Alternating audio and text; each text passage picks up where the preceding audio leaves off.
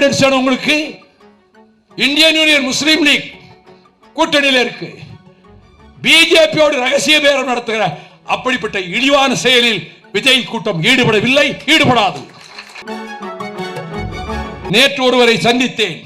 என்ற நூல் வெளியீட்டு விழாவுக்கான அழைப்புகளை கொண்டு போய் கொடுத்தேன். ஒரு தொலைக்காட்சி நிறுவனத்தினுடைய அதிபர் சிறிது நேரம் அரசியலிடம் பேசிக் கொண்டிருந்தார். அவர் சொன்னார், இதுக்கு முன்பு ஆட்சி இருந்தபோது மாதம் 1.5 கோடி ரூபாய் நாங்கள் கப்பம் கட்டினோம்.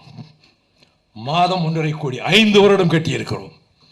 இப்பொழுது 10 பைசா கொடுக்க வேண்டிய அவசியம் கிடையாது. இது மாதிரி என்னிடம் 100 பேர் சொல்லியிருப்பார்கள். நாங்கள் 15 லட்சம் கொடுத்தோம் வீடு கட்டுவதற்கு கமிஷன், 20 லட்சம் கொடுத்தோம், 25 லட்சம் கொடுத்தோம். இப்பொழுது சல்லி காசு கொடுக்க வேண்டிய அவசியம் கிடையாது. இந்த அரசு என்ன சாதித்தது?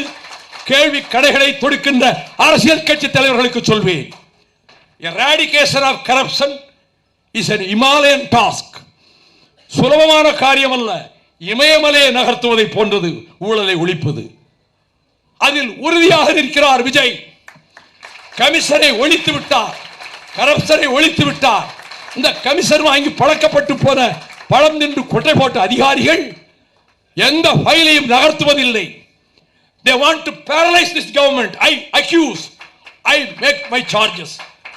நீங்கள் நேர்மையான அதிகாரிகளும் இருக்கிறார்கள். நம்ம தாடி சிங்கி இருக்கிறாரே அவர் மாதிரி அப்பழுக்கற்ற நேர்மையான மூத்த அதிகாரிகளும் இருக்கிறார்கள். எல்லோரையும் குறை சொல்லவில்லை.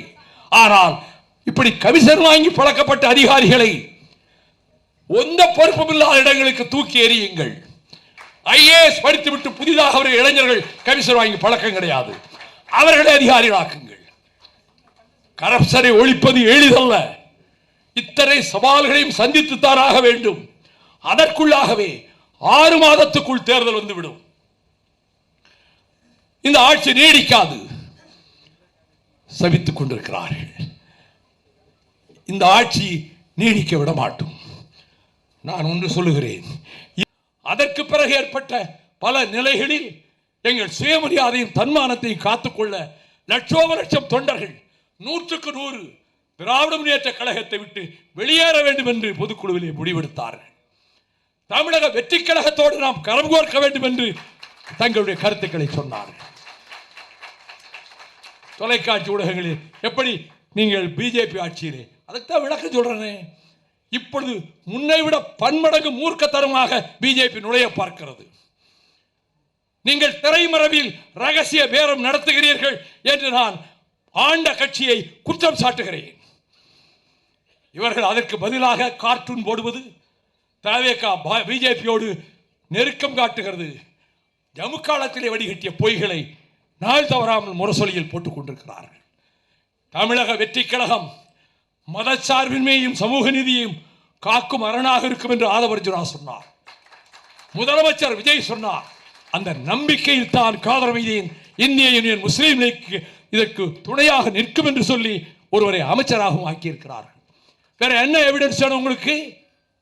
இந்தியன் யூனியன் முஸ்லீம் லீக் கூட்டணியில் இருக்கு. பிஜேபியோடு ரகசிய பேரம் நடத்துகிற அப்படிப்பட்ட இழிவான செயலில் விஜய் கூட்டம் ஈடுபடவில்லை, ஈடுபடாது. ஆனால் எந்த விதத்திலாவது இந்த அரசை கவிழ்த்து விட வேண்டும். சட்டமன்ற உறுப்பினர்கள் ஆதரவை ஏதாவது விலக்கிக் கொள்ள வழி இருக்கிறதா? திட்டமிடுகிறார்கள். ஐ பிட்டி தம். அவங்களுக்காக நான் பரிதாபப்படுறேன்.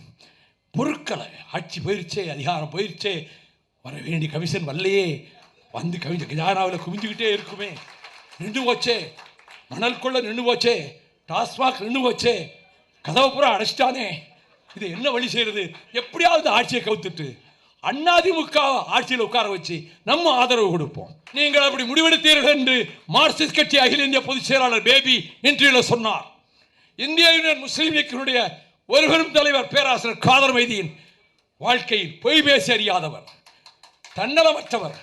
அவர் சொன்னார், அதிமுக ஆட்சியை அமைக்க திமுக ஆதரவு கொடுக்க பேச்சு, அப்படிப்பட்ட ஒரு பேச்சு நடந்தது உண்மைதான் என்று சொன்னார்.